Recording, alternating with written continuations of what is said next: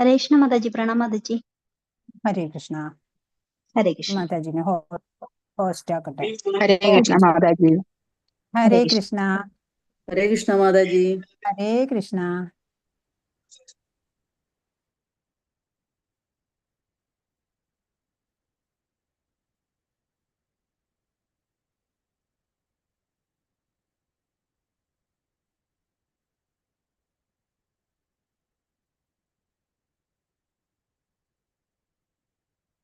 ओम नमो भगवते वासुदेवाय। ओम नमो भगवते वासुदेवाय। ओम अज्ञानतिमिरान्धस्य ज्ञानाञ्जनशलाकया चक्षुरुन्मीलितं येन तस्मै श्रीगुरवे नमः। हे कृष्णा करुणा सिन्धो दीनबन्धो जगत्पते गोपेश गोपिकान्त राधाकान्त नमोऽस्तु ते। तप्तकाञ्चन गौराङ्गी राधे वृन्दावनेश्वरी वृषभानुसुते देवी प्रणमामि हरिप्रिये। नमो विष्णुपादाय कृष्णप्रेष्ठाय भूतले श्रीमते भक्तिवेदान्त स्वामिन् इति नामिने। नमस्ते सारस्वते देवे गौरवाणी प्रचारिणे निर्विशेष शून्यवादी पाश्चात्य देशतारिणे। नमो विष्णुपादाय कृष्णप्रेष्ठाय भूतले श्रीमते जयपताका स्वामिन् इति नामिने। नमाचार्यपादाय निताय कृपाप्रदायिने गौरकथा दामदया नगरग्रामतारिणे। जय श्री कृष्णा चैतन्य प्रभु नित्यानंद श्री अद्वैत गदाधर श्रीवासादि गौर भक्तवृंदा। हरे कृष्ण कृष्ण कृष्ण हरे हरे हरे राम राम राम हरे हरे। हरे कृष्ण कृष्ण कृष्ण हरे हरे हरे राम राम राम राम हरे हरे। श्री श्री राधा गोविंद की जय। श्रील प्रभुपाद की जय। गुरु महाराज की जय। हरे कृष्ण। എല്ലാ ഭക്തർക്കും സ്വാഗതം. ഇപ്പോൾ ഇന്ന് വിദ്യാമാതാജി ഇല്ലാത്തത് കൊണ്ട് ഞാനാണ് വന്നത്. ഇപ്പോൾ ഇന്ന് ലാസ്റ്റ് ക്ലാസ് ആണ് എന്ന് പറഞ്ഞു അല്ലേ? ഇത് കഴിഞ്ഞാൽ എക്സാം അല്ലേ? ഇത് കഴിഞ്ഞാൽ എക്സാം ആണ്, സ്റ്റഡി ലീവാണ് എന്നൊക്കെ പറഞ്ഞു. നമ്മളിന്ന് ഈശോപനിഷത്തിന്റെ 15 മുതൽ 18 വരെയുള്ള ശ്ലോകങ്ങളാണ് അല്ലേ? എത്ര ഫാസ്റ്റായിട്ട് പോണം അല്ലേ? മാരത്തൺ ആണ്. അപ്പോ നമ്മള് ഇതുവരെ 12 മുതൽ 14 വരെയുള്ള മന്ത്രങ്ങളില് ഭഗവാൻ കൃഷ്ണന്റെ ഭൗതിക ഊർജങ്ങളെ സംബന്ധിച്ച് മനസ്സിലാക്കുന്നതിന്റെ ആവശ്യകതയൊക്കെ വർണ്ണിച്ചതാണ്. 15 ഭഗവാന്റെ ആധ്യാത്മിക ശക്തി, അതായത് ബ്രഹ്മജ്യോതിയെ മനസ്സിലാക്കിയിട്ട് ഭഗവാനെ പ്രാപിക്കുന്നത് എങ്ങനെയാണ് എന്നൊക്കെ പറയുന്നുണ്ട്. അപ്പോ ആ ബ്രഹ്മജ്യോതിയുടെ ഉജ്ജ്വല പ്രഭ മാറ്റിയിട്ട് ഭഗവാന്റെ ആ രൂപം ഭക്തന് കാണാറാക്കണം എന്ന ഉള്ള റിക്വസ്റ്റ് ആണ് അവിടെ നടക്കുന്നത്. അപ്പോ എങ്ങനെയാണ് ഭഗവാന്റെ ഭഗവാനെ ദൃശ്യമാവുക? അങ്ങനെ ഒരു ജ്ഞാനിക്കേ സാധിക്കുള്ളൂ അല്ലേ? അജ്ഞാനത്തിന്റെയും ജ്ഞാനത്തിന്റെയും പ്രക്രിയകളൊക്കെ മനസ്സിലാക്കിയിട്ടാണ് ഒരാള് ഒരു സാക്ഷാത്കാരം ഉണ്ടാവുന്നത്. എന്താണ് ജ്ഞാനം? ജീവാത്മാ, പരമാത്മാ, ഭൗതികത ഇവയൊക്കെ പറ്റിയിട്ട് ശരിയായിട്ട് മനസ്സിലാക്കുന്നത് തന്നെയാണ് ജ്ഞാനം അല്ലേ? നൈരന്തര്യത്തോടെ വേണം ഈ ഭക്തി സേവനങ്ങള്, ഭഗവത് സേവനങ്ങൾ നടത്തി പോരാൻ അല്ലേ? ഒരു ദിവസമല്ല ചെയ്യേണ്ടത്. അപ്പോഴാണ് അന്തര്യാമിയായിട്ടുള്ള ആ ഭഗവാൻ എല്ലാ ജ്ഞാനവും നമുക്ക് വെളിപ്പെടുത്തി തരാണ് അല്ലേ ചെയ്യുന്നത്. നമുക്ക് ഭഗവാനെ അറിഞ്ഞാല് പിന്നെ നമുക്ക് ഭയം ഉണ്ടാവില്ല അല്ലേ? ഭക്തി, അതിനാണ് നമ്മളൊക്കെ ഭക്തി പ്രാക്ടീസ് ചെയ്യണം എന്ന് പറയണത്. ഇപ്പൊ ഭക്തി അല്ലെങ്കിൽ മുമുക്ഷുത്വം, ഭഗവാനെ അറിയാനുള്ള ആഗ്രഹം, അതുകൊണ്ട് എന്താണ് ലഭ്യമാവുന്നത് അല്ലെ? ആത്മജ്ഞാനാണ് കിട്ടുന്നത്. പല ഇടയില് ആത്മജ്ഞാനം ഒരു 101ാമത്തെ കാര്യമായിട്ട്. അങ്ങനെയല്ല, ജീവിതത്തിന്റെ മുഖ്യ ലക്ഷ്യം ഇതാണെന്ന് വന്നിട്ട് അതിനായിട്ട് വ്രതമെടുത്തയാൾക്ക് ഒരു ആധ്യാത്മിക ഗ്രന്ഥം ഒരു തവണ ശ്രവണം ചെയ്താൽ തന്നെ ഫലിക്കും. അതിന് അത്ര അതിയായ ആഗ്രഹം ഉണ്ടാവണം. അപ്പൊ ഈ ശാസ്ത്രത്തിന് വിചാരം ചെയ്തിട്ടുള്ള ആചാര്യന്മാര് പറയണതാണ്, ശാസ്ത്രം, ഗുരു, മുമുക്ഷുത്വം, വ്യക്തി എല്ലാം ഒരു ഘടകമാണ്. ഓരോ വ്യക്തിയും ശ്രവണം ചെയ്യുമ്പോൾ ഉള്ളിലൊരു ശക്തിയെ ജാജ്വല്യമാക്കണം നമ്മള്. അപ്പോ അങ്ങനെയാണ് നമുക്ക് ഹരേ കൃഷ്ണ മാതാജി, ഞാൻ പറയുന്നത് കേൾക്കുന്നുണ്ടോ? കൃഷ്ണ മാതാജി കേൾക്കുന്നില്ലേ ഒന്നും? കേൾക്കുന്നു മാതാജി. കേൾക്കുന്നുണ്ട് മാതാജി, ക്ലിയർ ആണല്ലോ. ഹരേ കൃഷ്ണ. അപ്പൊ ചിലവരെ കണ്ടിട്ടുണ്ട് അല്ലെ, അനേക വർഷം കഴിഞ്ഞിട്ടും ഒരു പുരോഗതി ഇല്ലാത്തവരെ നമുക്ക് ഇപ്പോഴും കാണാം. നിന്ന സ്ഥലത്ത് തന്നെ നിൽക്കുകയാണ്. എന്താ കാരണം? ഇതിനെ ഗൗരവമായിട്ട് എടുത്തിട്ടില്ല അല്ലെ. ഭഗവാനെ അറിയണം എന്ന് ഈ മനുഷ്യ ജീവിതത്തിന്റെ മൂല്യം മനസ്സിലാക്കിയിട്ടില്ല അല്ലെ. ഭഗവാൻ നമ്മളെ ഒക്കെ അനുഗ്രഹിച്ചിട്ടുണ്ട്. എന്താ അതിന് ഉദാഹരണം പറയാ? എന്താ അതിന് ലക്ഷണം? കാരണം നമ്മൾ മനുഷ്യ ജന്മം, മനുഷ്യ ശരീരം നമുക്ക് തന്നിട്ടുണ്ട്. അത് തന്നെ ഭഗവാന്റെ ഒരു അനുഗ്രഹം അല്ലേ. ഇനി നമ്മള് ഈ ചാൻസ് കളയാതെ നമ്മൾ ഉപയോഗിക്കുക അല്ലെ. അതിനും വേണം ഒരു സമയം വരണം അല്ലെ. ഇപ്പൊ അർജുനൻ എത്രയോ ശാസ്ത്രം അഭ്യസിച്ച ആളാണ് അല്ലെ, ജ്ഞാനിയാണ്. യുദ്ധഭൂമിയിലാണ് പ്രണിപാതം വന്നത് അല്ലെ. അതിനു മുമ്പൊക്കെ എത്രയോ സമയം രണ്ടുപേരും, കൃഷ്ണനും അർജുനനും സല്ലാപങ്ങളിൽ ഏർപ്പെട്ടിട്ടുണ്ട് അല്ലെ. അവിടെ വെച്ചിട്ടാണ് എനിക്ക് പറഞ്ഞു തരൂ എന്ന് പറയണത്. അങ്ങനെ ഒരു പ്രണിപാതം നമുക്കും വന്നിട്ടുണ്ട് നമുക്ക്. അതുകൊണ്ടാണ് നമ്മളിപ്പോ ഇവിടെ ഉള്ളത് അല്ലെ. അപ്പോ ഒരു ആധ്യാത്മിക സംഘടനയിലും അംഗമല്ല. അതുപോലെ മുമ്പ് ശാസ്ത്രങ്ങൾ പഠിച്ചിട്ടില്ല, സംസ്കൃതമോ അതും അറിയില്ല. ഇതൊന്നും ഇല്ലെങ്കിലും ദുഃഖ നിവൃത്തി വേണം എന്നുള്ള ആ തോന്നലുണ്ടാവുക, വാസ്തവത്തില് ദാഹം ഉണ്ടാവുക, എങ്കില് ഫലിക്കും.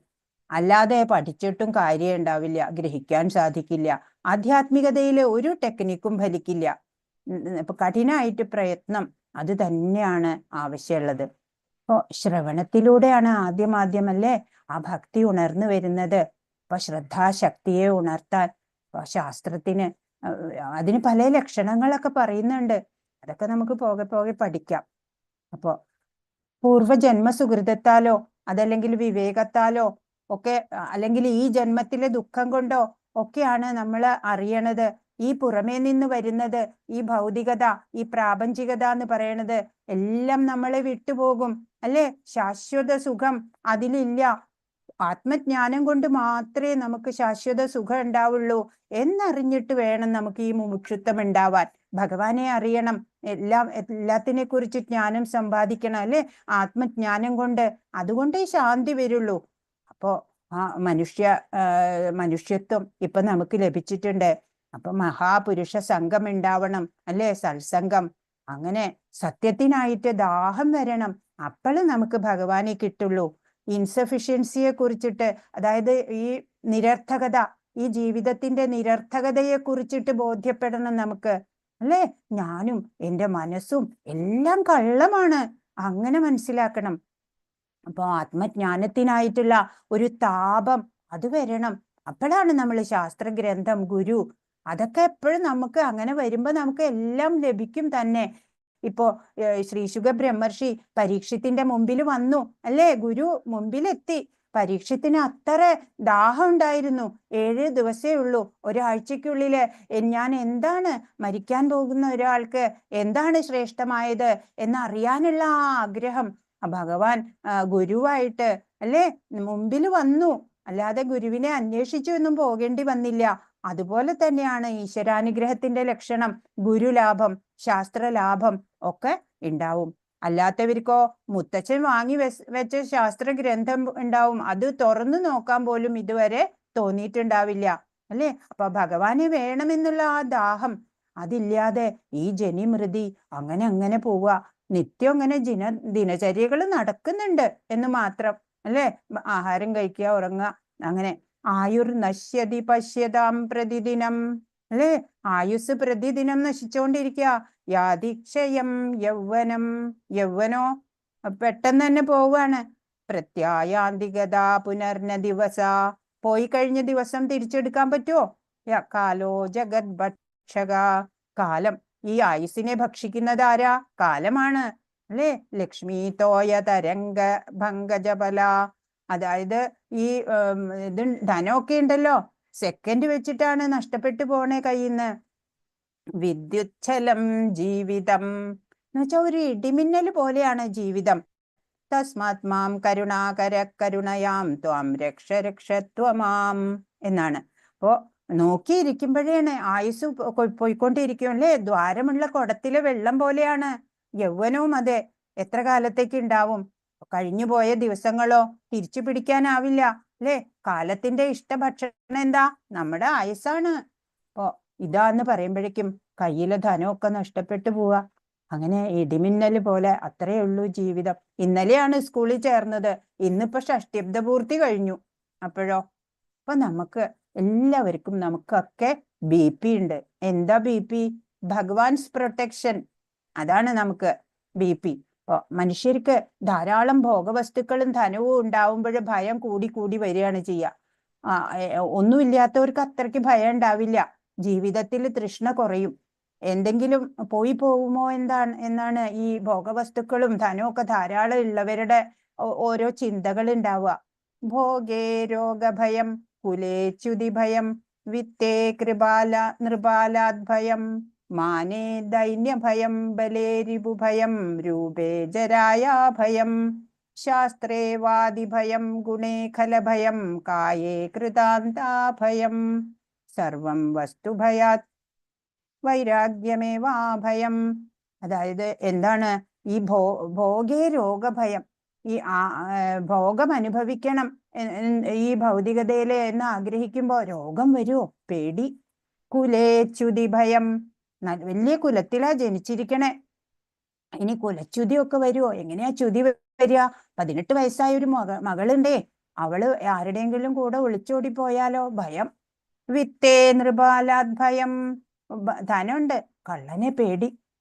മാനേ ദൈന്യഭയം, വലിയ മാനിയാണ്, ഇനി മാനത്തിന് എന്തെങ്കിലും ക്ഷത ഏൽക്കുവോ? ഭയം. ബലേ രിപുഭയം, ബലവാന് ശത്രുവിനെ ഭയം, വല്ലവരും വന്ന് എന്റെ ബലപരീക്ഷണം നടത്തി തോൽപ്പിക്കുവോ? രൂപേ ജരായാ ഭയം, നല്ല സുന്ദരിയാണ്, കുറച്ചു കഴിയുമ്പോ എന്റെ സൗന്ദര്യമൊക്കെ നഷ്ടപ്പെട്ടു പോകുമോ? ഭയം. ശാസ്ത്രേ വാദിഭയം, ശാസ്ത്രത്തിലൊക്കെ വലിയ നിപുണനാണ്, പക്ഷേ വാദപ്രതിവാദത്തിൽ ആരെങ്കിലും എന്നെ തോൽപ്പിക്കുവോ? ഭയം. ഗുണേ ഖലഭയം, അല്ലെ ഗുണങ്ങളൊക്കെ ഉണ്ട്, അതൊക്കെ നഷ്ടപ്പെടുവോ? കായേ കൃതാന്താഭയം, ഇനിയിപ്പൊ ശരീരത്തിന് ഇപ്പൊ ആരോഗ്യമുണ്ട്, ഇനി വയ്യാണ്ട് മരണ സമയമൊക്കെ അടുക്കുമ്പോ മക്കളൊക്കെ അടുത്തുണ്ടാവുമോ? എങ്ങനെയാവും? അതിനെ കുറിച്ച് ഭയം അല്ലേ. എല്ലാം കൊണ്ടും ഭയം. അപ്പൊ എന്തു വേണം? വൈരാഗ്യമേവാഭയം, വൈരാഗ്യം, വിരക്തിയാണ് എല്ലാത്തിലും അഭയമായിട്ടുള്ളത്. അതാണ് നമുക്ക് വരേണ്ടത്. അപ്പോ ഭയം അത് അജ്ഞാനത്തിനോടാവണം, അധ്യാത്മത്തോട് ഭയമരുത്. ഭയപ്പെടാൻ പാടില്ലാത്തതിനെയാണ് ഇന്ന് നമ്മൾ ഭയക്കുന്നത് അല്ലെ. ദൈവത്തിനെ ഭയം, ലോകത്തിനെയോ അല്ലെങ്കിൽ മായയോ ഒന്നും ഭയമില്ല അല്ലെ. വെള്ളത്തിൽ ഇറങ്ങുമ്പോ ഭയക്കണം, എത്ര ആഴമുണ്ട് എന്ന് അറിയില്ല അല്ലെ. അതുപോലെയാണ് ഈ ഭൗതികതയിൽ നമുക്ക് ശ്രദ്ധിച്ച് കോഷ്യസ് ആയിട്ട് വേണം നമ്മൾ ജീവിക്കേണ്ടത്. 15ാമത്തെ മന്ത്രം, 15ഉം 16ഉം മന്ത്രങ്ങള് ഭഗവാന്റെ ആത്മീയ രൂപം വെളിപ്പെടുത്താൻ പ്രാർത്ഥിക്കണതാണ്. അപ്പോ സ്വയംഭുവ മനു യജ്ഞാവതാരമായിട്ടുള്ള ഭഗവാനോടാണ് ഈ പ്രാർത്ഥനകളൊക്കെ ചെയ്യുന്നത് അല്ലെ. യജുർവേദത്തിന്റെ ഭാഗമായിട്ടുള്ളതാണ് ഈ ഈശോപനിഷത്ത്, അറിയാം എല്ലാവർക്കും. ഹരേ കൃഷ്ണ. മന്ത്രങ്ങൾ 15 മുതൽ 18 വരെയാണ് ഇന്ന് പഠിക്കാനുള്ളത്. 15ാമത്തെ മന്ത്രം. ഹിരൺമയേന പാത്രേണ സത്യസ്യാഭിഹിതം മുഖം തത്വം പുഷൻ അപാവൃണു സത്യധർമായ ദൃഷ്ടയേ.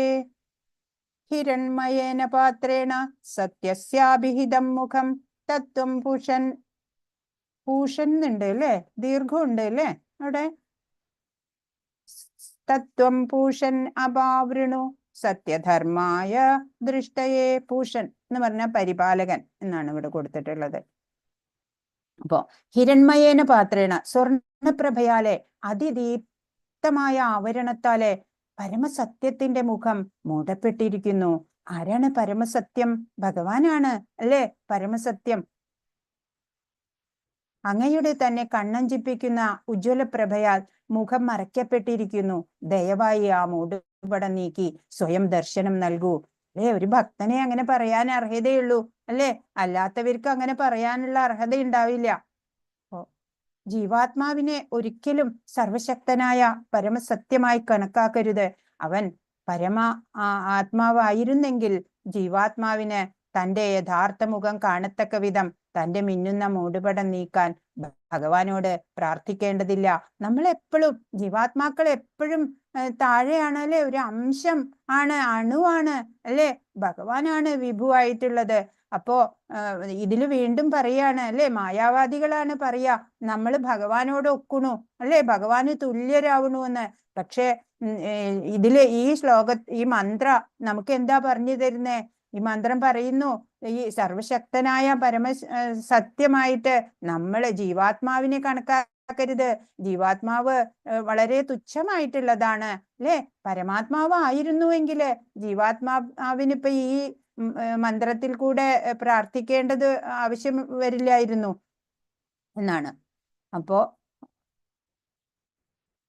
കൃഷ്ണനാൽ വധിക്കപ്പെട്ട അസുരന്മാർ ഉടൻ തന്നെ ബ്രഹ്മജ്യോതിയിൽ ലയിക്കുന്നു.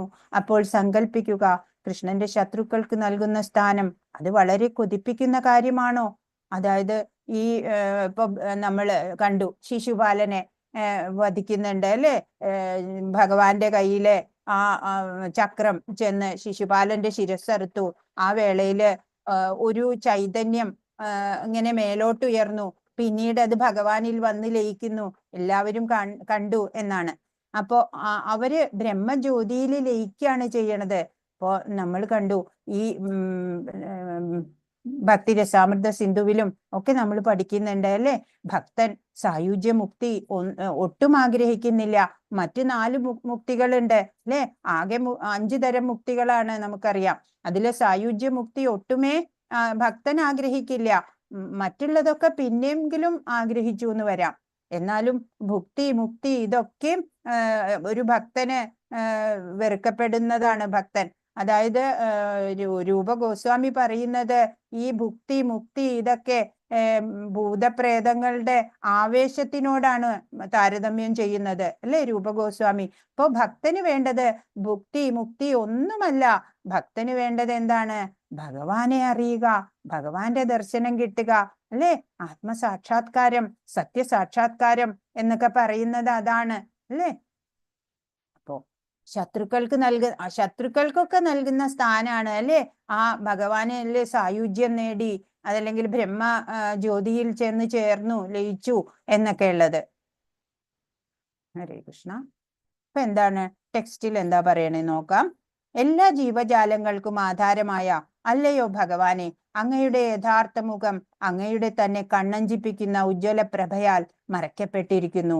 ദയവായി ആ ആവരണം മാറ്റി അങ്ങയുടെ പരിശുദ്ധ ഭക്തന് ദൃശ്യനായാലും. അപ്പൊ പരിശുദ്ധ ഭക്തനാവണം നമ്മള്, എന്നാലേ ഇത് നമ്മൾക്ക് റിക്വസ്റ്റ് ചെയ്യാനുള്ള അവകാശമുള്ളൂ, അല്ലേ? അല്ലാതെ വെറുതെ ഭക്തിയൊന്നും ഇല്ലാതെ ചെന്നിട്ട് ഭഗവാനോട് ഇങ്ങനെ പറയാൻ പറ്റുമോ നമുക്ക്?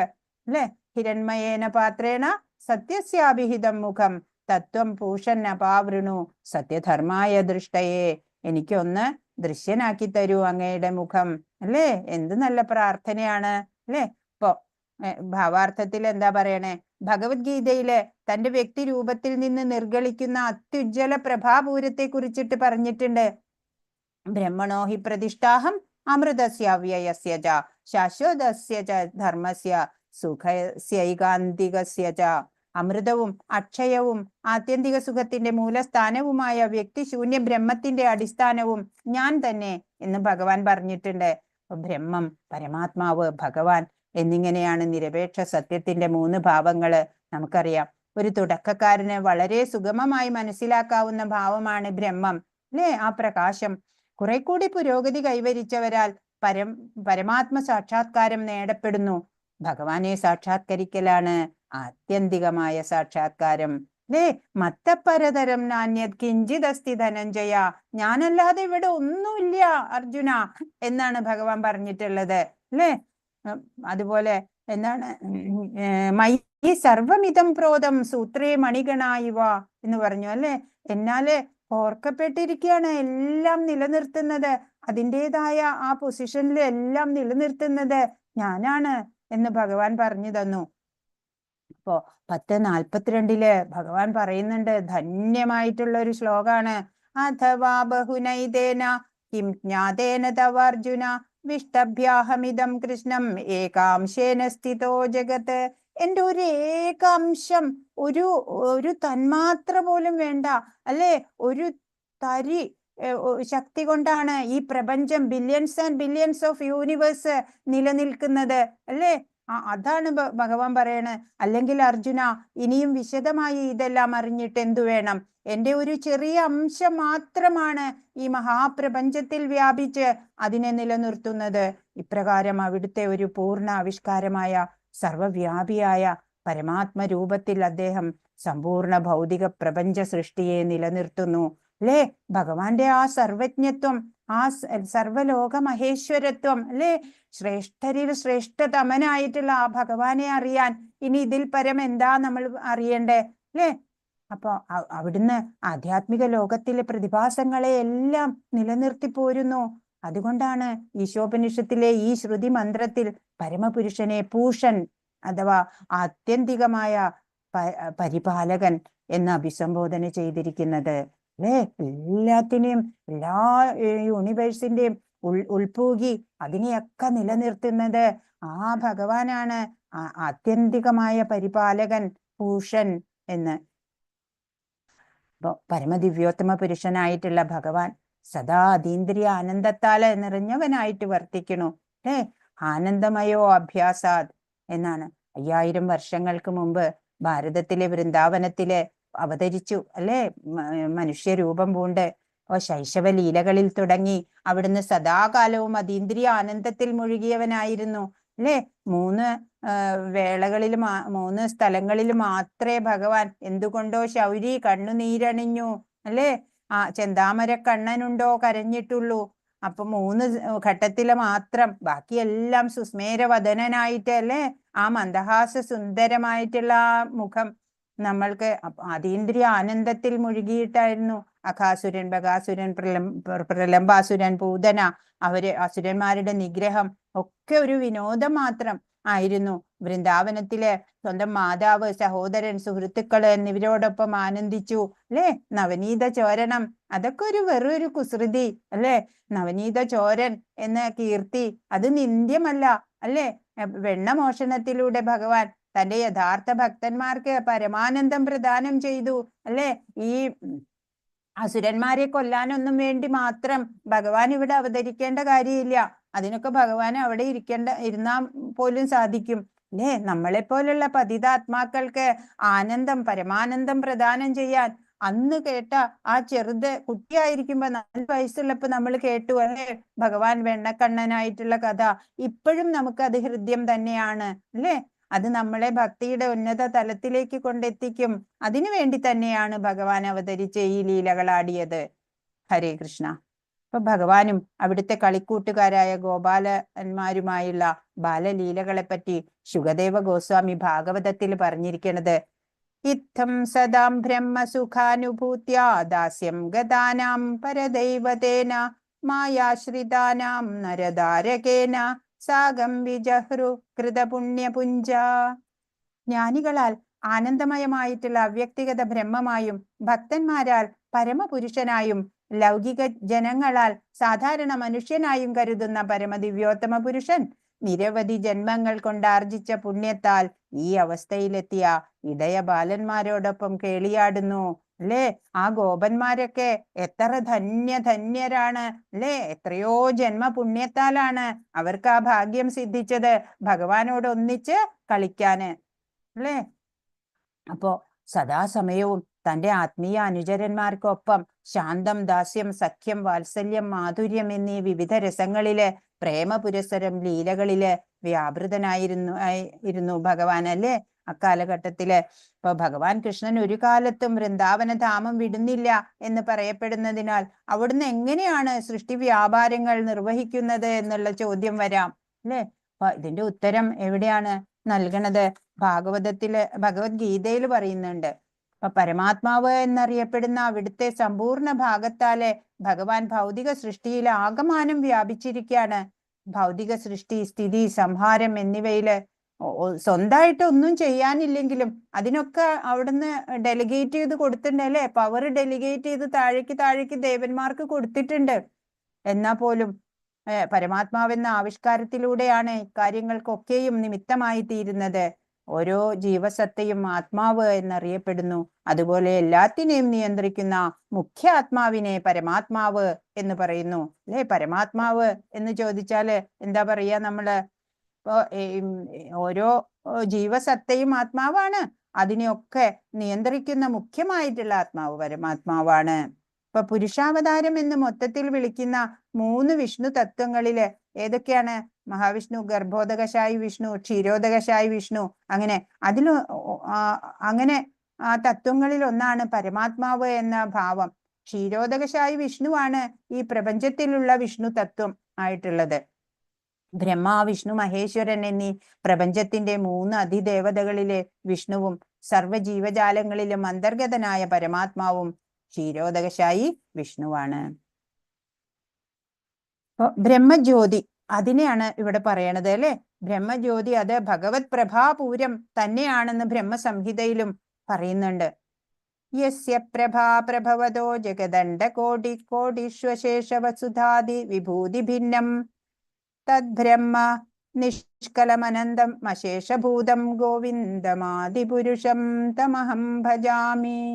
ദശലക്ഷക്കണക്കിനുള്ള പ്രപഞ്ചങ്ങളിലെ എണ്ണമറ്റ ഗ്രഹങ്ങളുണ്ട്. പ്രപഞ്ച ഘടനാപരമായിട്ട് അവ ഓരോന്നും മറ്റുള്ളതിൽ നിന്ന് വ്യത്യസ്തം. അപ്പോൾ ഈ ഗ്രഹങ്ങളെല്ലാം ബ്രഹ്മജ്യോതിസിന്റെ ഒരു അരികിൽ ഇങ്ങനെ സ്ഥിതി ചെയ്യാണ്.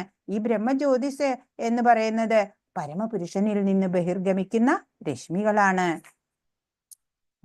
ഭൗതിക ആവരണങ്ങൾക്കൊക്കെ അപ്പുറത്തുള്ള ആത്മീയ വ്യോമത്തിലാണ് ഭൗതിക മാലിന്യങ്ങളിൽ നിന്നൊക്കെ വിമുക്തമായിട്ടുള്ള ഈ ബ്രഹ്മജ്യോതിസ് ഉള്ളത്. ഭഗവാനെ ബ്രഹ്മത്തിന്റെ മൂല കാരണമായി അറിയുക, അതന്നെയാണ് വിശിഷ്ടമായിട്ടുള്ള ജ്ഞാനം എന്ന് പറയണത്. ഭഗവാന്റെ ദർശനത്തിന് വേണ്ടിയിട്ട് ഈ പ്രകാശമറ നീക്കിത്തരാൻ ജീവസത്ത ഭഗവാനോട് ആവശ്യപ്പെടുകയാണ് അല്ലെ, റിക്വസ്റ്റ് ചെയ്യാണ്.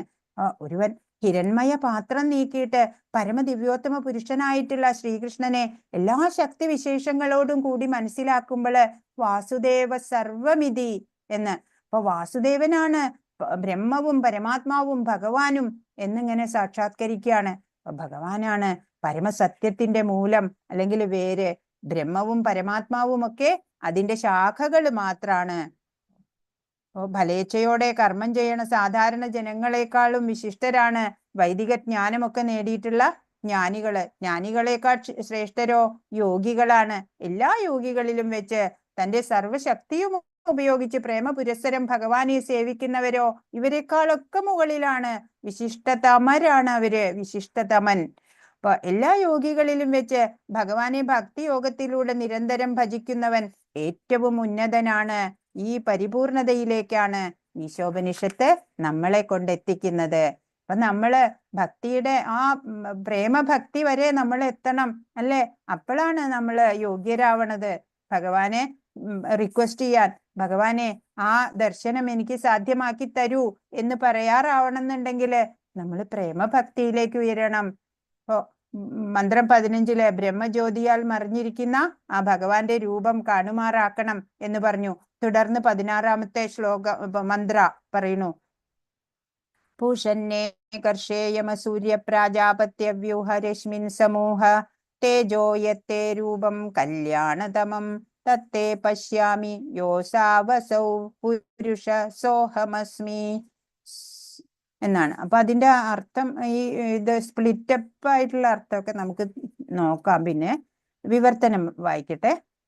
പ്രഭോ, ആദ്യ ദാർശനിക, പ്രപഞ്ചരക്ഷക, സർവനിയാമക തത്വമേ, ശുദ്ധഭക്തന്മാരുടെ ലക്ഷ്യസ്ഥാനമേ, മാനവരാശിയുടെ പൂർവ്വപിതാക്കളുടെ ശുഭകാംക്ഷി, അവിടുത്തെ ആനന്ദപൂർണമായ രൂപം എനിക്ക് ദർശിക്കുന്നതിനു വേണ്ടി അവിടുത്തെ അതീന്ദ്രിയ കിരണങ്ങളുടെ പ്രഭാപൂരത്തെ നീക്കിത്തന്നാലും സർവേശ്വരനായ അങ്ങയോട് എനിക്കുള്ള ബന്ധം സൂര്യനോടുള്ള ബന്ധം പോലെയാണ്.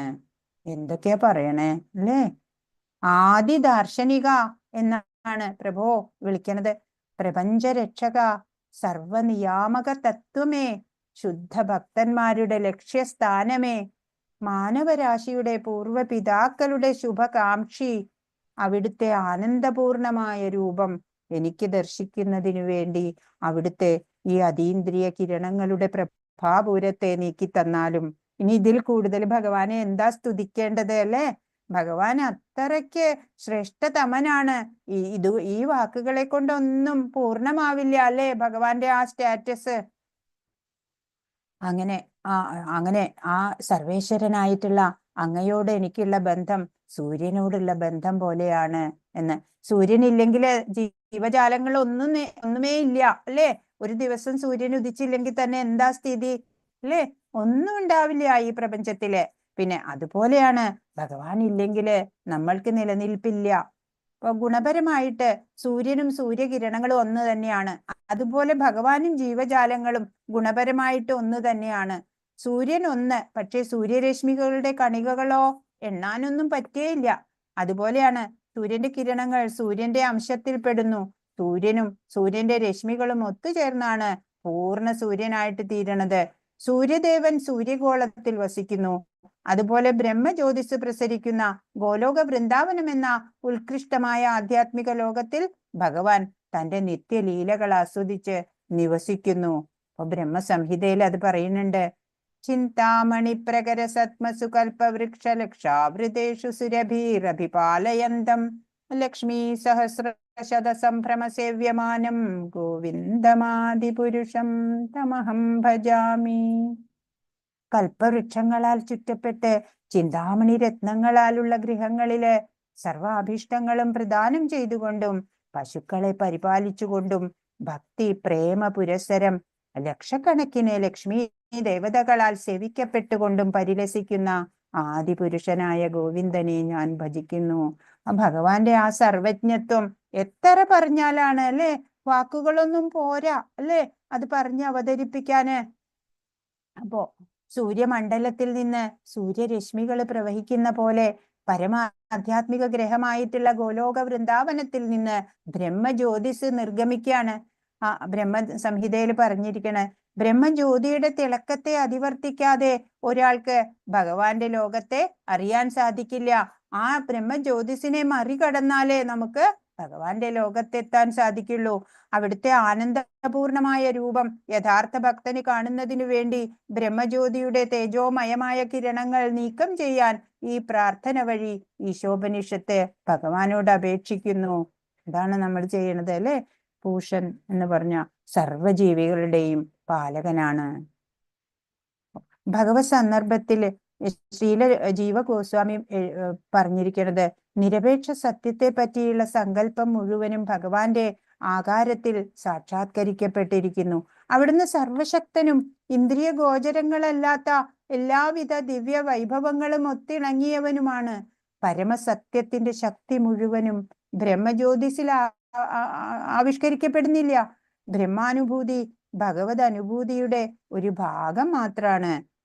മനീഷികളായിട്ടുള്ള മഹർഷിമാരെ ഈ ഭഗവാൻ എന്നുള്ള പദത്തിന് ആദ്യത്തെ അക്ഷരത്തിന് ഭ എന്ന അർത്ഥത്തിന് ആ അക്ഷരത്തിന് രണ്ടു തരത്തിലെ അർത്ഥമുണ്ട് അത്രേ. ഒന്നാമത്തേത് സർവപാലകൻ എന്ന്, രണ്ടാമത്തേത് രക്ഷകൻ എന്ന്. അങ്ങനെ രണ്ടാമത്തെ അക്ഷരം ഗ എന്നതിന് മാർഗദർശകൻ അല്ലെങ്കിൽ സൃഷ്ടികർത്താവ് എന്നാണത്രേ അർത്ഥം.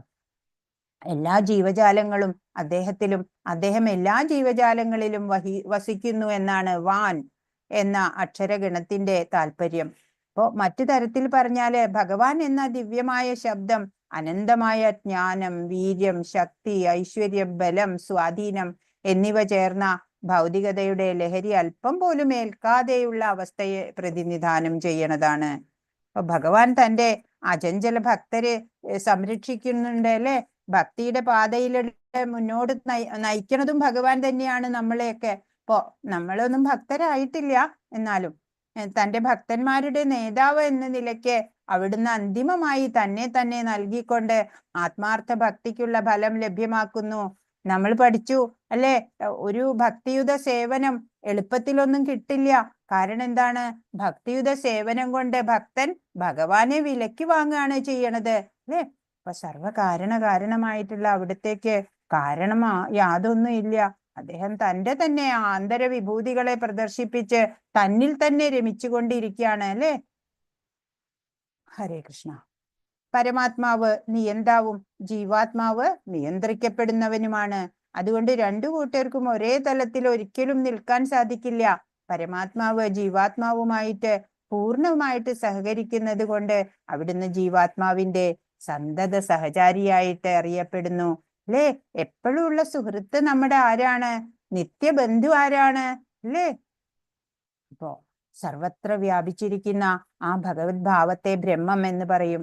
എല്ലാ പരിതസ്ഥിതികളിലും, ജാഗ്രത്തിലും സുഷുപ്തിയിലും എല്ലാ അവസ്ഥകളിലും അതിന് അസ്തിത്വമുണ്ട്. ബദ്ധരും മുക്തരുമായിട്ടുള്ള എല്ലാ ആത്മാക്കളുടെയും രൂപത്തില് ജീവശക്തികൾ അതിൽ നിന്ന് ഉത്ഭവിക്കുകയാണ്. പരമാത്മാവിന്റെയും ബ്രഹ്മത്തിന്റെയും പ്രഭവസ്ഥാനം ഭഗവാൻ തന്നെയാണ്. അതുകൊണ്ട് എല്ലാ ജീവജാലങ്ങളുടെയും അസ്തിത്വമുള്ള മറ്റെല്ലാ വസ്തുക്കളുടെയും പ്രഭവസ്ഥാനം ഭഗവാൻ തന്നെയാണ്. എല്ലാം ഭഗവാനിൽ നിന്നാണ് അല്ലേ വരുന്നത്. ഭഗവാൻ തന്റെ ശുദ്ധ ഭക്തന്മാരുടെ ഹൃദയത്തിൽ ഇരുന്നു കൊണ്ട് അവർക്ക് വേണ്ട ജ്ഞാനം നൽകി അനുഗ്രഹിക്കും. അങ്ങനെ അദ്ദേഹത്തിന്റെ പ്രത്യേക കാരുണ്യത്താൽ അവരുടെ അജ്ഞാന അന്ധകാരം നീങ്ങും എന്നാണ്. നമുക്കറിയാം നാരദമുനിയുടെ മുൻ ജന്മങ്ങള്. നാരദമുനിക്ക് ഭഗവാന്റെ പരിപാലനം കൊണ്ട് അല്ലേ ശുദ്ധഭക്തനായിട്ട് എത്ര വലിയ നിലയിലെത്താൻ സാധിച്ചു അല്ലേ. ഇപ്പോ കാരണ ശരീരം എന്നൊന്നുണ്ട്. മരണശേഷം അതാണത്ര കിട്ടുക സാധാരണ. പുണ്യം ചെയ്തവര് സ്വർഗത്തെത്തും അല്ലേ. അപ്പൊ ജലമയമായിട്ടുള്ള ശരീരം ലഭിക്കും എന്നാണ്. പുണ്യം നശിക്കുമ്പോൾ അന്തരീക്ഷത്തിലേക്ക് തള്ളിവിടുന്നു, അത് മേഘത്തിലെത്തും. അങ്ങനെ മഴയായി ഭൂമിയിലേക്ക്, പിന്നെ ധാന്യമായി, പിന്നെ അത് പിതാവ് ഭക്ഷിക്കുന്നു. മാതൃഗർഭത്തിലെത്തിയിട്ട് ആ ശുക്ലം പിന്നെ ശരീരമായിട്ട് മാറുന്നു. അങ്ങനെയാണ് അല്ലേ വീണ്ടും വീണ്ടും ജനിമൃതികൾ ഉണ്ടാവണത്. ഹരേ കൃഷ്ണ. അപ്പൊ നമ്മള് അടുത്ത മന്ത്രത്തിലേക്ക് പോകണം. മന്ത്രം 17. ഇത് ഏതാണ്ട് നമ്മള് 8-ാം അധ്യായത്തില് ഭഗവത്ഗീതയിൽ പഠിച്ച പോലെയാണ്. അന്ധകാലേജ മാമേവ സ്മരൻ മുക്ത കളേബരം യപ്രയാതി സമദ്ഭാവം യാതിനാസ്ത്യർത്ഥ സംശയ എന്നുള്ള പോലെ. 17ഉം 18ഉം മന്ത്രങ്ങള് മരണസമയത്തെ പ്രാർത്ഥനകളാണ് ഉള്ളത്. വായുരനില മമൃതം അധേദം ഭസ്മാന്തം ശരീരം ഓം ക്രതോ സ്മര കൃതം സ്മര ക്രതോ സ്മര കൃതം സ്മര. അതാണ് ഇവിടെ എഴുതിക്കുന്നത്. ഓം ക്രതോ സ്മര കൃതം സ്മര ക്രതോ സ്മര കൃതം സ്മര. ക്രതോ എന്ന് പറഞ്ഞ പരമമായ ഭോക്താവ് എന്നാണ്. കൃതം നിനക്കു വേണ്ടി ഞാൻ ചെയ്തതെല്ലാം. എന്റെ ഭഗവാനെ, എന്റെ എല്ലാ ത്യാഗങ്ങളും ദയവായി ഓർക്കുക. കാരണം അങ്ങാണ് ആത്യന്തിക ഗുണഭോക്താവ്. ഞാൻ അവിടുത്തേക്കായി ചെയ്തതെല്ലാം ദയവായി ഓർക്കുക. അപ്പോ എന്താണ് വിവർത്തനത്തിൽ എന്താ പറഞ്ഞേ? ഈ ശരീരം ഭസ്മമായി തീരട്ടെ. എന്റെ പ്രാണവായു പ്രപഞ്ചവ്യാപിയായ വായുവിൽ അലിഞ്ഞു ചേരട്ടെ. ഈ സന്ദർഭത്തിൽ അല്ലയോ ഭഗവാനെ, എന്റെ എല്ലാ കൃത്യങ്ങളെയും അങ്ങ് സ്മരിക്കണമേ. അങ്ങ് ആത്യന്തിക ഭോക്താവാകയാൽ ഞാൻ അങ്ങേക്ക് വേണ്ടി ചെയ്തതെല്ലാം അങ്ങ് ഓർക്കണമേ. നല്ല പ്രാർത്ഥനയാണ്. പക്ഷേ എല്ലാ കൃത്യങ്ങളും അങ്ങ് ഓർക്കണം ഈ വേളയില് എന്ന് പറയാൻ നല്ല കൃത്യങ്ങൾ ചെയ്തിട്ടുണ്ടാവണം നമ്മള് അല്ലേ. എന്നാലേ അത് ഓർക്കത്തക്കതായിട്ടുണ്ടാവുള്ളൂ. അല്ലാതെ നമ്മളും ദോഷം കാര്യങ്ങൾ ചെയ്തു കഴിഞ്ഞിട്ട് അത് ആ നേരത്തെ ഓർത്താലോ അല്ലേ. ക്ഷണികമായിട്ടുള്ള ഈ ഭൗതിക ശരീരം ഒരു വസ്ത്രാണ്. നമ്മൾ പഠിച്ചു ഭഗവത്ഗീതയില്. അപ്പൊ ഈ ഭൗതിക ശരീരം നശിക്കുന്നതോടുകൂടി ഈ ജീവി സമ്പൂർണമായി നശിക്കുന്നില്ല അല്ലേ. അതിന്റെ വ്യക്തിത്വവും നശിക്കുന്നില്ല എന്ന് 2:20 ഭഗവത്ഗീത പറഞ്ഞിട്ടുണ്ട്. ന ജായതേ മ്രിയതേ വാ കദാചിത് ന്യായം ഭൂത്വാ ഭവിതാ വാനഭൂയ നമ്മൾ പഠിച്ചതാണ്. അപ്പോ ഭൗതിക ലോകത്തിലെ ഭൗതിക പ്രകൃതിയുടെ ഈ ശില്പന ഈ സാമർഥ്യം അത്ഭുതാവഹമാണ്. ജീവികളുടെ ആ വാസനയ്ക്ക് അനുസരിച്ചിട്ട് പലതരം ദേഹങ്ങളെ സൃഷ്ടിക്കുകയാണ് അല്ലെ. അവരുടെ ഇച്ഛയ്ക്ക് അനുസരിച്ച്, ഭഗവാന്റെ ഓർഡറിന് അനുസരിച്ച്, ആജ്ഞ അനുസരിച്ച്. ഇപ്പോ ഈ എന്താ പറയാ, പന്നികൾക്കൊക്കെ അമേധ്യം ഭുജിക്കണം എന്ന് ആഗ്രഹിച്ചിട്ട് അങ്ങനെ അവർക്ക് പന്നിയുടെ ശരീരം നൽകപ്പെടുകയാണ്. മാംസം ഭുജിക്കണമെന്ന് ആഗ്രഹിക്കുന്ന ജീവിക്ക് ഇതര ജന്തുക്കളുടെ മാംസമൊക്കെ ഭക്ഷിക്കുന്നതിനനുസരിച്ചുള്ള വ്യാഘ്ര ശരീരം നൽകുകയാണ് അല്ലെ. അപ്പൊ നമ്മളോ പഴങ്ങളും സസ്യവർഗങ്ങളും കടിച്ചു മുറിക്കാനും ചവയ്ക്കാനും ഉതകുന്ന രീതിയിലാണ് മനുഷ്യന്റെ പല്ലുകൾ നിർമ്മിച്ചത്, അല്ലെ? നമ്മൾ മനുഷ്യനാക്കിയത്. അപ്പൊ മൃഗങ്ങളുടെയും മനുഷ്യരുടെയും ഭൗതിക ശരീരങ്ങള് ജീവാത്മാവിന്റെ വെറും ബാഹ്യമായിട്ടുള്ള ആവരണങ്ങൾ മാത്രാണ് എന്നാണ്. അപ്പോ ഈ ശരീരത്തിന് നാശം ഉണ്ടെങ്കിലും ആത്മീയ ശരീരം, ആത്മാവ് ഒരു നാശമോ മാറ്റമോ ആവശ്യമില്ലാത്തതാണ് ആത്മീയ ശരീരം. അത് വീണ്ടും മറ്റൊരു ശരീരം സ്വീകരിക്കാൻ നിർബന്ധിതമാവുകയാണ് ചെയ്യണത്. ഭൗതിക ലോകത്തിലെ ഭൗതിക പ്രകൃതി ഒരു ജീവനെ അതിന്റെ ഇന്ദ്രിയ സന്ദർപ്പണ അഭിലാഷങ്ങൾ അനുസരിച്ച് വ്യത്യസ്ത ശരീരങ്ങൾ സ്വീകരിക്കുന്നതിന് നിർബന്ധിക്കുകയാണ്, അല്ലെ? നമ്മുടെ കർമ്മവാസനകളും ഒക്കെ അനുസരിച്ചാണ് നമുക്ക് അടുത്ത ഒരു ജന്മം കിട്ടുന്നത്. ഭഗവത്ഗീതയില് പറഞ്ഞിട്ടുണ്ട്, ഒരു മനുഷ്യൻ ഏറ്റവും പൂർണ്ണനായി തീരുന്നത് വളരെ ജന്മങ്ങൾക്ക് ശേഷമാണ് എന്ന്. ഏതാണ് ആ ശ്ലോകം? ബഹൂനാം ജന്മനാമന്തേ ജ്ഞാനവാൻ മാം പ്രപദ്യതേ വാസുദേവ സർവമിതി സമഹാത്മാസു ദുർലഭ എന്നാണ്. അപ്പൊ ഭഗവാൻ വാസുദേവനിലെ അർപ്പണ ബുദ്ധി ഉണ്ടാകുന്ന വേളയിലാണ് ആ ആൾക്ക് ശരി എന്ത് കിട്ടുക? വിജ്ഞാനവും സംസ്കാരവും ഒക്കെ പൂർണ്ണതയിൽ എത്തിയിട്ട് ഭഗവത് സാക്ഷാത്കാരം ലഭിക്കുന്നത്. ഭഗവാന്റെ ദിവ്യ ശരീരത്തിൽ നിന്ന് പുറപ്പെടുന്ന ബ്രഹ്മജ്യോതി അത് ആത്മീയ സ്ഫുലിംഗങ്ങൾ കൊണ്ടുള്ളതാണ്. അപ്പൊ ഈ സ്ഫുലിംഗങ്ങള് പ്രത്യേക അസ്തിത്വമുള്ള ജീവസത്തകൾ തന്നെയാണെന്നാണ്. ഈ ജീവന്മാര് ഇന്ദ്രിയ സുഖങ്ങളിൽ തൽപരരായിരിക്കും. അങ്ങനെയാണ് അവര് ഈ ഭൗതിക ലോകത്തില് ജനിക്കുന്നത്. അങ്ങനെ ഇന്ദ്രിയങ്ങളുടെ കൽപ്പന അനുസരിച്ച് വ്യാജപ്രഭുക്കളായി തീരും. ഇവിടെ വന്നു കഴിഞ്ഞാൽ, അല്ലെ, ഭൗതികതയിൽ ഞാനാണ് പ്രഭു എന്ന് കണ്ട് ഈ ഭൗതികതയെ അധീനപ്പെടുത്താൻ ശ്രമിക്കുമ്പോഴാണ് ക്ലേശങ്ങളൊക്കെ ഉണ്ടാവണത് പറഞ്ഞു. അപ്പൊ ഭഗവാനില് പൂർണ്ണമായിട്ട് ആത്മാർപ്പണം ചെയ്യുന്നത് കൊണ്ടും ആത്മീയ ഉപാസനകളൊക്കെ വികസിപ്പിക്കുന്നത് കൊണ്ടും മാത്രമേ ഒരാൾക്ക് ഏറ്റവും ഉയർന്ന ആ പൂർണ്ണതയുടെ ഘട്ടത്തില് എത്തിച്ചേരാൻ കഴിയുള്ളൂ എന്നാണ്. അപ്പൊ ഈ മന്ത്രത്തിൽ പറയണത്, ഒരു ജീവൻ തന്റെ ഭൗതിക ശരീരവും ഭൗതിക പ്രാണനും ഉപേക്ഷിച്ചിട്ട് ഭഗവാന്റെ ആത്മീയ സാമ്രാജ്യത്തിലേക്കുള്ള പ്രവേശനം അത് പ്രാർത്ഥിക്കുകയാണ് ചെയ്യണത്.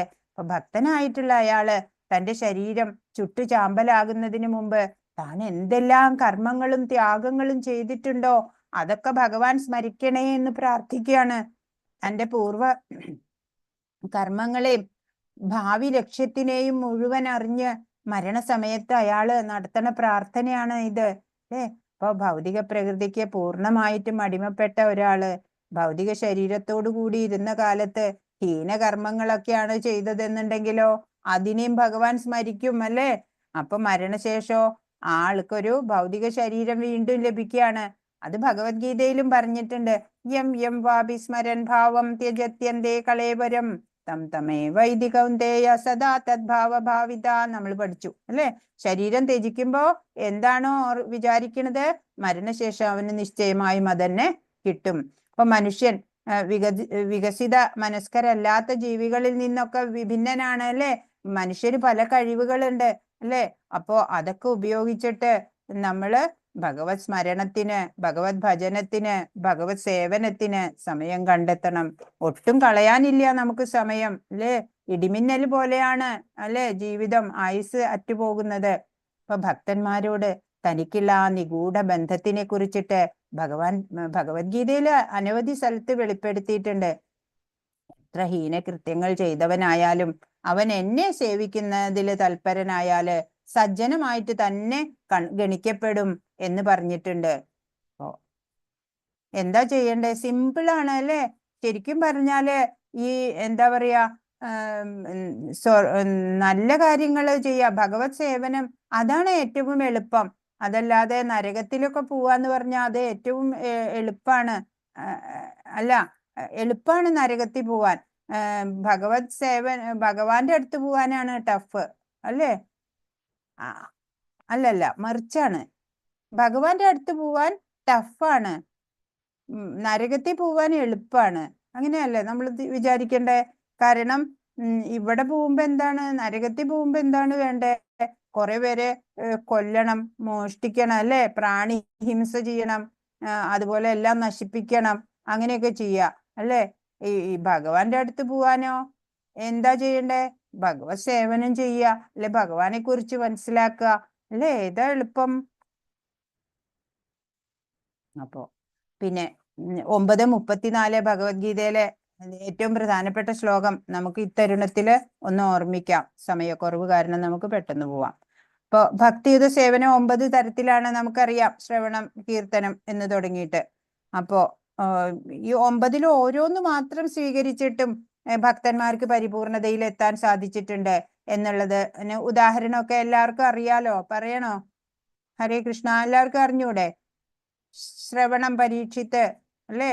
അതുപോലെ ശുകദേവ ഗോസ്വാമി കീർത്തനം, വന്ദനം അക്രൂരൻ, പ്രഹ്ലാദൻ സ്മരണ, അതുപോലെ പൃഥു മഹാരാജാവ് അർച്ചനം, പിന്നെ പാദസേവനം ലക്ഷ്മി ദേവി, ദാസ്യത്തിലൂടെ ഹനുമാൻ, സഖ്യത്തിലൂടെ അർജുനൻ, ആത്മനിവേദനം ബലി. അങ്ങനെയാണ് അഭീഷ്ടങ്ങളൊക്കെ നേടിയത്. അപ്പൊ ഈ മന്ത്രത്തിന്റെയും വേദമന്ത്രങ്ങളുടെയും വ്യാഖ്യാനങ്ങളെ സംഗ്രഹിക്കുകയും ശ്രീമദ് ഭാഗവതത്തിൽ വിസ്തരിക്കുകയും ഒക്കെ ചെയ്തിട്ടുണ്ട്. ഈശോപനിഷത്തിൽ തന്നെയാണ്, അല്ലെ?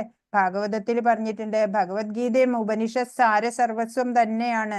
അപ്പൊ നമ്മൾ കുറെയൊക്കെ ഇത് പഠിച്ചിട്ടുള്ളത് തന്നെയാണ്. അപ്പൊ പരീക്ഷിത്ത് മഹാരാജാവിന്റെ മുഖ്യമായിട്ടുള്ള ചോദ്യം ഇതായിരുന്നു: ഒരു മനുഷ്യൻ തന്റെ മരണകാലത്ത് അനുഷ്ഠിക്കേണ്ട കൃത്യം എന്താണ് എന്ന്. അപ്പൊ ശുകദേവൻ ഉത്തരം പറഞ്ഞത്: തസ്മാത് ഭാരത സർവാത്മാ ഭഗവാൻ ഈശ്വരോ ഹരി ശ്രോതവ്യ കീർത്തിതവ്യശ്ച സ്മർത്തവ്യശ്ചേച്ഛതാഭയം. എല്ലാ വ്യാകുലതകളിൽ നിന്നും മോചനം ലഭിക്കുന്നതിന് ആഗ്രഹിക്കുന്ന ഓരോ മനുഷ്യനും എപ്പോഴും സർവേശ്വരനും സർവപാപഹരനും സർവജീവികളുടെയും അന്തരാത്മാവുമായിട്ടുള്ള ഭഗവാന്റെ കഥകൾ കേൾക്കണം, കീർത്തനം ചെയ്യണം, സ്മരിക്കുകയും വേണം. അപ്പൊ ഭഗവത് സേവനം പരിശീലിക്കാത്ത ഒരുവന് പ്രാണപ്രയാണ കാലത്ത് ശരീരം അസ്വസ്ഥമായിരിക്കുന്ന വേളയില് ഭഗവാനോട് തന്റെ ത്യാഗമയ സേവനങ്ങളെ സ്മരിക്കണമെന്ന് പ്രാർത്ഥിക്കാൻ സാധിക്കുമോ? അപ്പൊ എന്താ ആളുടെ മനസ്സിൽ പൊന്തി വരിക? ത്യാഗം എന്ന് പറഞ്ഞാൽ ഇന്ദ്രിയങ്ങളുടെ താല്പര്യമൊക്കെ കുറച്ച് നിയന്ത്രിക്കണം, അല്ലേ? അപ്പൊ ഈ വിദ്യ അവൻ പഠിക്കുന്നത് ജീവിച്ചിരിക്കുമ്പോഴാണ്. തന്റെ ഇന്ദ്രിയങ്ങളെ ഭഗവത് ഉപാസനയ്ക്കായി വിനിയോഗിച്ചു കൊണ്ടാണ് ചെയ്യേണ്ടത്. ജീവിതത്തിൽ അനുഷ്ഠിക്കപ്പെടുന്ന ഈ പരിശീലനത്തിന്റെ ഫലങ്ങളാണ് മൃത്യുമുഹൂർത്തത്തില് അവന് പ്രയോജനപ്പെടുത്താൻ സാധിക്കുക, അല്ലേ? അതെല്ലാവരും ഓർക്കണം. അപ്പോ ഭക്തിയിൽ ഉയരണം എന്നുണ്ടെങ്കിൽ അതിയായ ആഗ്രഹം ഉണ്ടാവുമ്പോ ഭഗവാനും ആ ഭക്തനെ സഹായിക്കും, അല്ലേ? ഒരു വലിയ മുറിയില് അതില് അഴുക്കുണ്ട് വിചാരിക്കുക. ഒരു തവണ ക്ലീൻ ചെയ്താലൊന്നും പോരാ, അല്ലെ? നിരന്തര പ്രയത്നം വേണം, അല്ലെ? ദൃഢവ്രതനാവണം, അല്ലെ? ആ നിശ്ചയദാർഢ്യം വേണം. അല്ലാതെ ഇന്നാ പിടിച്ചോ എന്ന് പറഞ്ഞിട്ട് ആരെങ്കിലും കൊണ്ടുതരുമോ? അപ്പോ എന്താ നമ്മൾ ചെയ്യേണ്ടത്? ഒരു ശിഷ്യൻ ചോദിക്കുകയാണ് ഗുരുവിനോട്, ഭഗവത് അനുഭൂതി എങ്ങനെയുണ്ടാവുക? പുരുഷ പ്രയത്നത്തിന് അധീനാണോ അതോ ഭഗവത് കാരുണ്യാണോ? പുരുഷ പ്രയത്നം കൊണ്ടാണോ ഭഗവത് കാരുണ്യം കൊണ്ടാണോ ഉണ്ടാവുക ഭഗവത് അനുഭൂതി എന്നാണ്. അപ്പൊ ഗുരു പറഞ്ഞു, ആവുന്നതിലെ പരമാവധി കഴിവ് ഉപയോഗിച്ച് നമ്മൾ ശ്രമിക്കുക. അങ്ങനെ അത് ശ്രമിച്ച് അതിന്റെ പീക്ക് എത്തും, അറ്റം, അല്ലേ? ഏതറ്റം വരെയും പോകുമെന്ന് പറയില്ലേ? അതുപോലെ ആ പീക്ക് എത്തുമ്പോൾ ഇത് കൂടുതൽ ഇനി സാധ്യമല്ല എന്ന് തോന്നും നമുക്ക്. അങ്ങനെ വരും. അങ്ങനെ നമ്മുടെ അഹങ്കാരമൊക്കെ ശമിക്കും. അപ്പോഴാണ് നമുക്ക് ഈശ്വര കാരുണ്യം ലഭിക്കുക. അപ്പോ ഭഗവാന്റെ കാരുണ്യം സദാ നമ്മളുടെ നേരെ ചൊരിയുന്നുണ്ട്, പക്ഷെ നമ്മളത് അറിയണില്ല. അതുകൊണ്ടാണ് ഇപ്പൊ ജനലും വാതിലും ഒക്കെ കൊട്ടിയടച്ചിട്ട് വെളിച്ചമില്ല എന്ന് പറയണ പോലെയാണ്. ചരാചരാത്മാവാണ് ഭഗവാൻ, അല്ലേ? എപ്പോഴും കരുണ ചൊരിഞ്ഞുകൊണ്ടിരിക്കുകയാണ്. നമ്മളത് പിടിച്ചെടുക്കാനുള്ള അതിനുള്ള ഒരു പാത്രമാവണം, നമ്മൾ അതിനുള്ള യോഗ്യരാവണം എന്നാണ്. അപ്പോ ഉപദ്രവകരമായിട്ടുള്ളതിനെയൊക്കെ നമ്മൾ ഒഴിവാക്കണം. എന്നിട്ട് എന്താ വേണ്ടേ? ജപം, ഭഗവത് സേവനം, പ്രസാദം, അല്ലെ? സത്യം, 4 നിയമങ്ങള്. എളുപ്പം വൈകുണ്ഠത്തിലെത്താം, അത്ര ടഫൊന്നുമല്ല. ഹരേ കൃഷ്ണ. മരണസമയത്ത് ഒരു ഭക്തൻ ഭഗവാന്റെ സേവനത്തെ ഓർത്തില്ലെങ്കിലും ഭഗവാൻ അവനെ മറക്കില്ല. ഭക്തനാവണം കേട്ടോ. ഭക്തനായാല് ഭഗവാൻ അവനെ മറക്കില്ല. ഭക്തന്റെ ത്യാഗങ്ങൾ ഭഗവാനെ ഓർമ്മിപ്പിക്കാനാണ് ഈ പ്രാർത്ഥന നടത്തുന്നത്. എന്നാൽ അത്തരമൊരു ഓർമ്മപ്പെടുത്തൽ ഇല്ലെങ്കിലും തന്റെ ശുദ്ധ ഭക്തൻ ചെയ്ത സേവനം ഭഗവാൻ മറക്കുന്നില്ല. ഭക്തനാവണം, എന്നാലേ ഉള്ളൂ.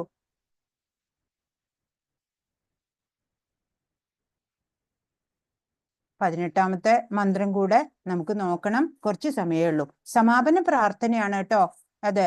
അഗ്നേ നയ സുപധാരായേ അസ്മാൻ വിശ്വാനി ദേവ വയുനാനി വിദ്വാൻ യുയോധ്യസ്മജ്ജുഹുരാണമേനോ ഭൂയിഷ്ടാം തേ നമ ഉക്തിം വിധേമ. അഗ്നിയെ പോലെ തേജസ്വിയായ സർവേശ്വര, സർവശക്ത, ഞാനിപ്പോൾ നമസ്കാര വചനങ്ങൾ പറഞ്ഞുകൊണ്ട് അങ്ങയുടെ കാൽക്കൽ സാഷ്ടാംഗം വീഴുന്നു. ഭഗവാനെ, അങ്ങയെ പ്രാപിക്കുന്നതിന് തക്കവണ്ണം ശരിയായ മാർഗത്തിൽ എന്നെ നയിച്ചാലും കഴിഞ്ഞ കാലങ്ങളിൽ ഞാൻ എന്തെല്ലാമാണ് ചെയ്തിട്ടുള്ളത് എന്ന് നല്ലപോലെ അറിയുന്ന അങ്ങ് എന്നെ പൂർവ്വ പാപകർമ്മ ഫലങ്ങളിൽ നിന്ന് മോചിപ്പിച്ചാലും എന്റെ പുരോഗതിയിൽ തടസ്സങ്ങൾ ഉണ്ടാകാതിരിക്കട്ടെ. എന്തൊരു നല്ല പ്രാർത്ഥനയാണ് അല്ലേ? അപ്പൊ ഭഗവാനെ, ഈ തേജസ്വിയായിട്ടുള്ള സർവേശ്വര, സർവശക്ത എന്നാണ്.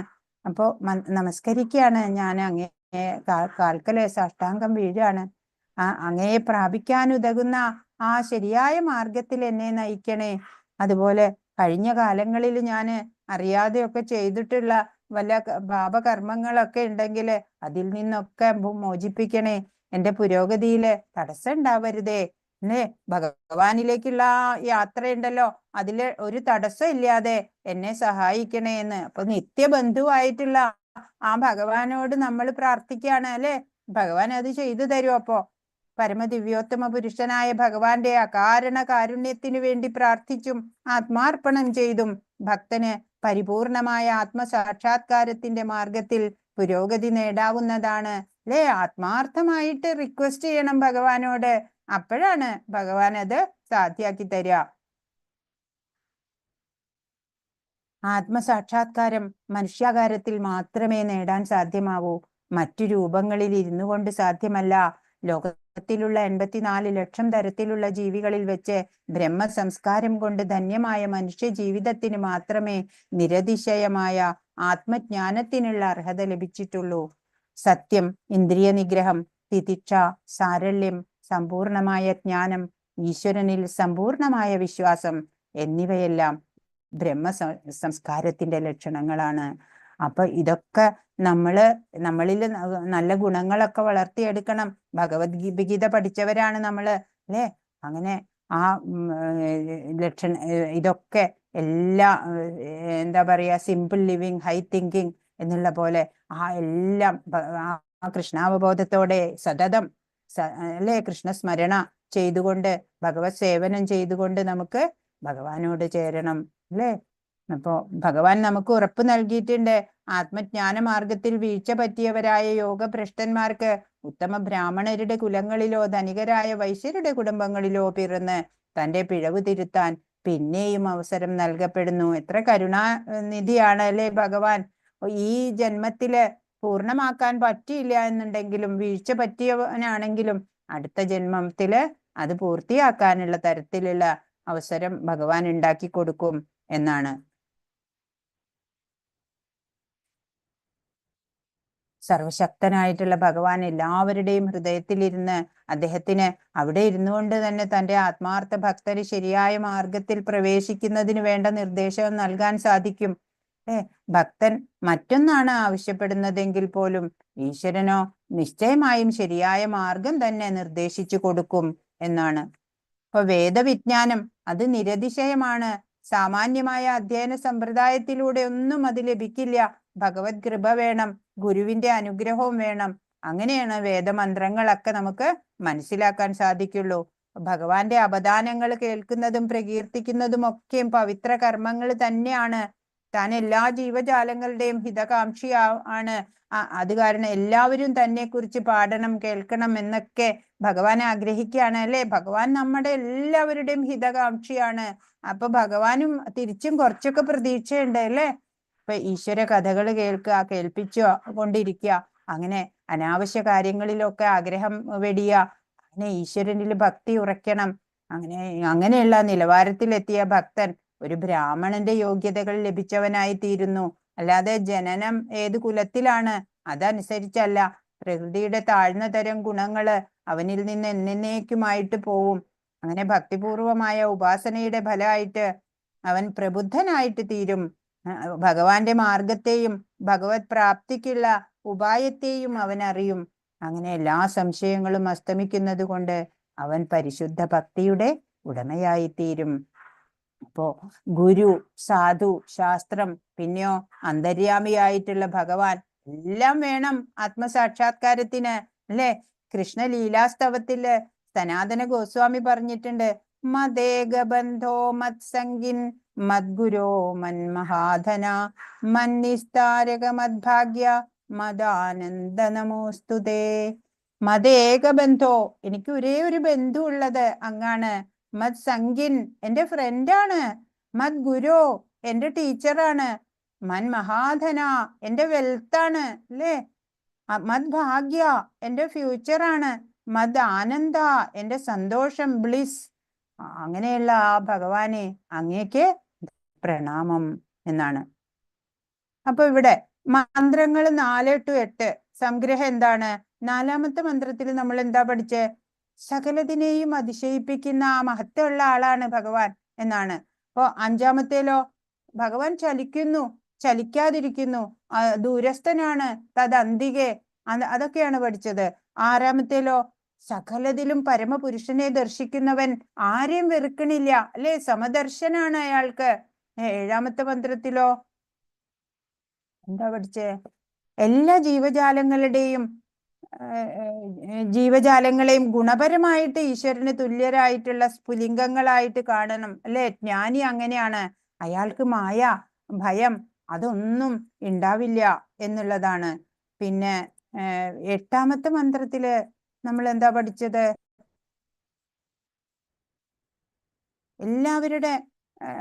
എല്ലാവരുടെയും തന്നെ അഭീഷ്ടങ്ങൾ നിറവേറ്റി കൊടുക്കുന്ന ആ സർവശക്തനാണ് ഭഗവാൻ എന്ന് ഞാൻ പണ്ടേ ഗ്രഹിച്ചിട്ടുണ്ട് എന്നാണ് പറയണത്. അതുപോലെ 15 മുതൽ 18 വരെയുള്ള ശ്ലോകങ്ങൾ ഇന്ന് നോക്കി നമ്മൾ, അല്ലെ? മന്ത്രങ്ങൾ നോക്കി. അതില് നമ്മൾ പഠിച്ചത് എന്താണ്? ആ ബ്രഹ്മ ജ്യോതിസിന്റെ ആ പ്രഭാപൂരം ഹിരൺമയേന പാത്രേണ, അല്ലെ? ആ സ്വർണ്ണ പ്രഭാപൂരം മാറ്റിയിട്ട് അങ്ങയുടെ മുഖം ദർശനമാക്കി തരൂ, എനിക്ക് ദർശിക്കാൻ ഇടയാക്കി തരൂ എന്ന്, അല്ലെ? പിന്നെ ഞാൻ എപ്പോഴും ഈ ജീവിതകാലത്തില് ചെയ്ത പ്രവൃത്തികളൊക്കെ സ്മരിച്ചുകൊണ്ട് എനിക്ക് ശരിയായ മാർഗത്തിലേക്ക് എന്നെ നയിക്കൂ എന്നൊക്കെ പറഞ്ഞിട്ടുള്ള സുന്ദരമായിട്ടുള്ള പ്രാർത്ഥനകളാണ് ഇന്നത്തെ 4 മന്ത്രങ്ങളിലും നമ്മൾ കണ്ടത്. ഹരേ കൃഷ്ണ കൃഷ്ണ കൃഷ്ണ ഹരേ ഹരേ, ഹരേ രാമ രാമ രാമ ഹരേ ഹരേ. സർവം ശ്രീകൃഷ്ണാർപ്പണമസ്തു. വാഞ്ചാകൽപതരുഭ്യശ്ച കൃപാ സിന്ധുഭ്യേവ ച പതിതാനാം പാവനേഭ്യോ വൈഷ്ണവേഭ്യോ നമോ നമഃ. അനന്തകോടി വൈഷ്ണവ വൃന്ദ കി ജയ്. ശ്രീല പ്രഭുപാദ് കി ജയ്. ഗുരു മഹാരാജ് കി ജയ്. ശ്രീ ഈശോപനിഷത്ത് പരമപുരുഷനായ കൃഷ്ണനിലേക്ക് ഒരാളെ അടുപ്പിക്കുന്ന അറിവ്. സമാപനോദ്ധരണി. മുഴുവൻ പ്രക്രിയയും ഈ മന്ത്രത്തിൽ സൂചിപ്പിച്ചിരിക്കുന്നു. മന്ത്രം 18. ഭഗവാന്റെ മഹത്വം കേൾക്കുന്നതും ജപിക്കുന്നതും ഒരു പുണ്യപ്രവൃത്തിയാണ്.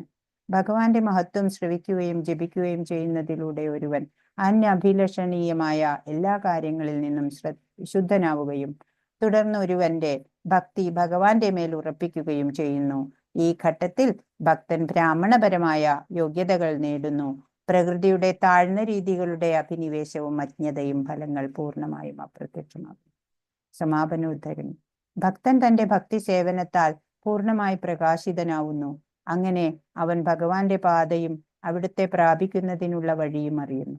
എല്ലാ സംശയങ്ങളും കുറയുമ്പോൾ അവൻ ഒരു ശുദ്ധ ഭക്തനാവുന്നു. ഹരേ കൃഷ്ണ. എന്തെങ്കിലും സംശയങ്ങൾ ഉണ്ടെങ്കിൽ ചോദിക്കൂ ഇന്ന് പറഞ്ഞതില്. ഹരേ കൃഷ്ണ. ഹരേ കൃഷ്ണ മാതാജി. ഹരേ കൃഷ്ണ. ഹരേ കൃഷ്ണ മാതാജി. ഹരേ കൃഷ്ണ. പ്രണാം മാതാജി. മാതാജി, നമുക്ക് 27ന് സ്റ്റഡി ക്ലാസ് ഉണ്ട് 7 മണിക്ക് 7 PM കേട്ടോ. അപ്പൊ എല്ലാവരും അതിനൊത്തേക്ക് ജോയിൻ ചെയ്യാം. അപ്പൊ ഈ ഒരു സ്റ്റഡി ക്ലാസ് മാത്രമേ ഉണ്ടാവുള്ളൂ കേട്ടോ. ശരി. ഇത്രയും സ്ട്രെങ്ത് ഉള്ളൂ ശ്രീജ മാതാജി? അല്ല, കുറച്ചു പേരും കൂടെ ഉണ്ട് മാതാജി. ഇന്നിപ്പോ ഇതൊക്കെ ആയിട്ടായിരിക്കും.